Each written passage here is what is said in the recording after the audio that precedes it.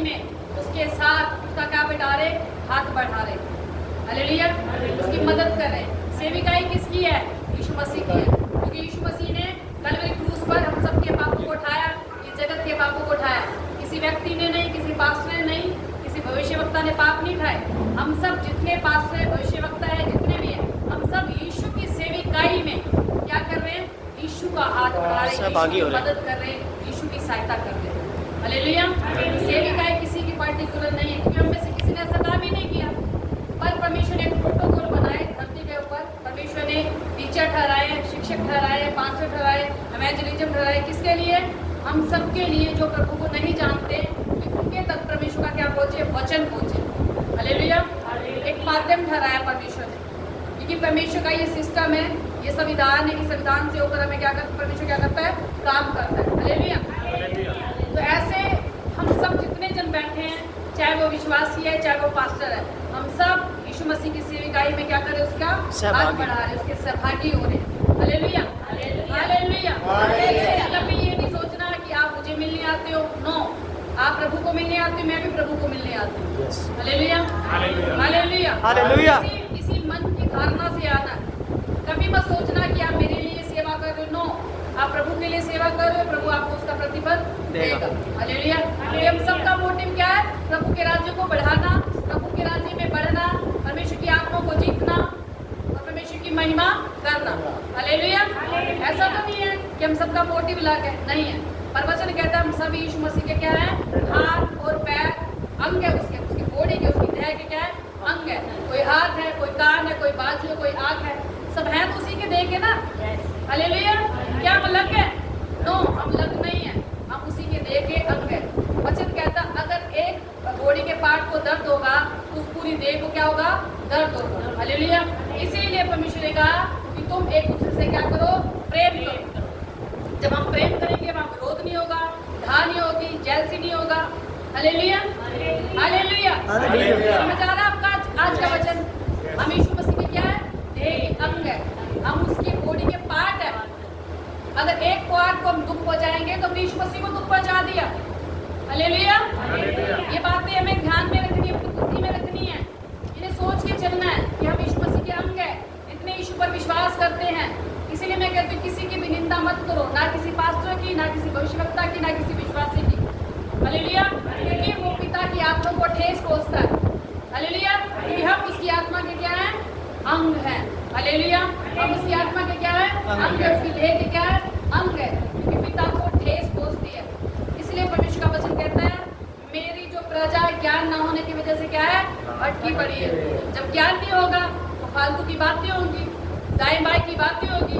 जब ज्ञान होगा तो सोच समझ के बोलेंगे, हम ये सोचेंगे कि नहीं, ये तो प्रभु की देह का अंग है। अगर मैंने इसको पेन दिया, दर्द दिया, इसकी निंदा की, मैंने यीशु मसीह की निंदा की। हालेलुया।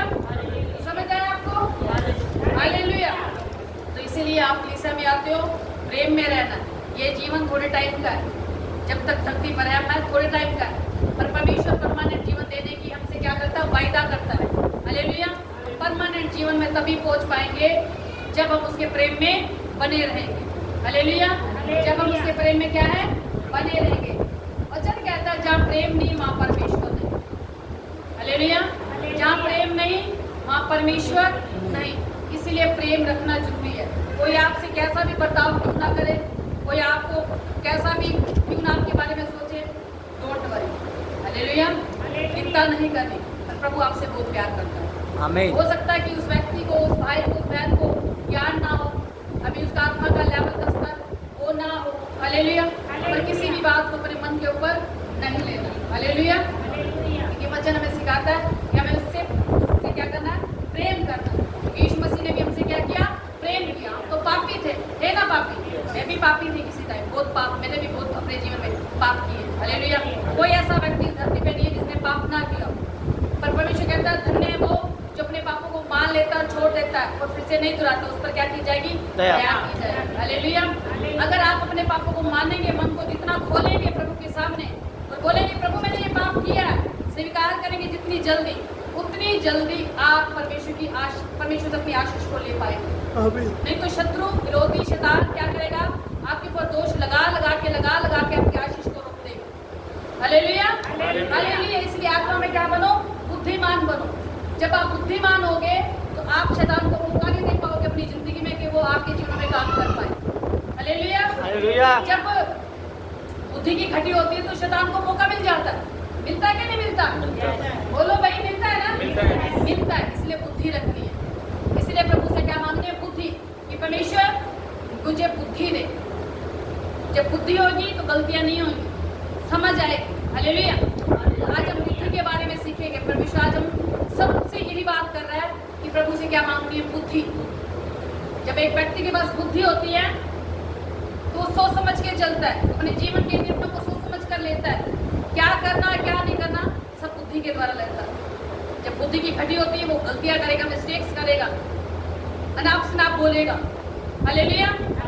इसलिए बुद्धि मांगनी है। आज हम नीति वचन से सीखेंगे, सभी जन निकालेंगे नीति वचन। नीति वचन निकालें सभी जन। पहला अध्याय निकालें नीति वचन का।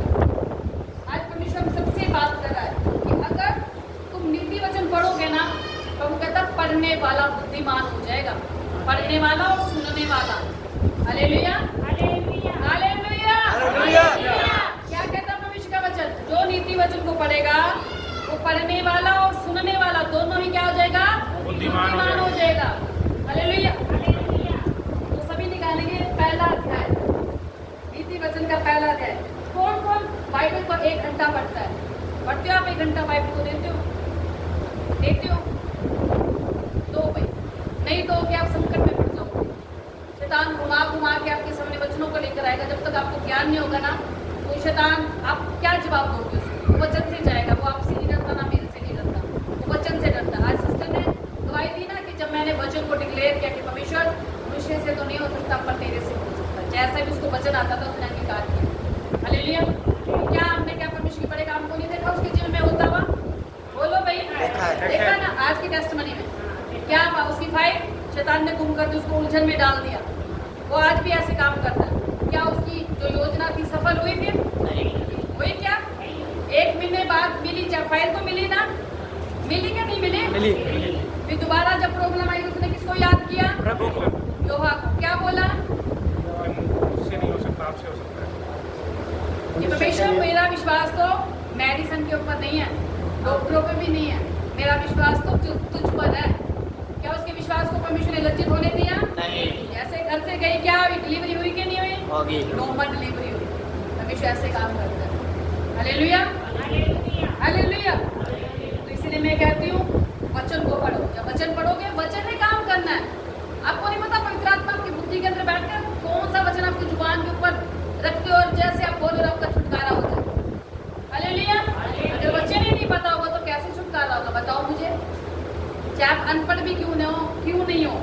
आजकल तो ऐसे ऐसे परमेश्वर ने टेक्नोलॉजी आ चुकी है कि आप बाइबल रिकॉर्डिंग बाइबल को लो और उसे सुनते हो। सुनने से आपको पता लग जाएगा कौन सा वचन क्या है क्या नहीं। हालेलुया। नीति वचन निकालेंगे, एक हम पढ़ेंगे पहला। इसमें लिखा है दाऊद के पुत्र इस्राएल के राजा सुलेमान के नीति वचन, इनके द्वारा पढ़ने वाला बुद्धि और क्या करे? शिक्षा प्राप्त करे। क्या प्राप्त करे? शिक्षा प्राप्त करे। कौन? पढ़ने वाला। पढ़ने वाला क्या करे? बुद्धि और शिक्षा प्राप्त करे।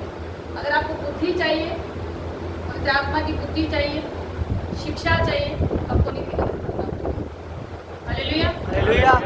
31 अध्याय, अगर एक अध्याय रोज का भी पढ़ोगे ना 1 महीने में तो कंप्लीट हो जाएगा आपका। महीने में 30 दिन होते हैं, 31 दिन होते हैं, कंप्लीट। हालेलुया।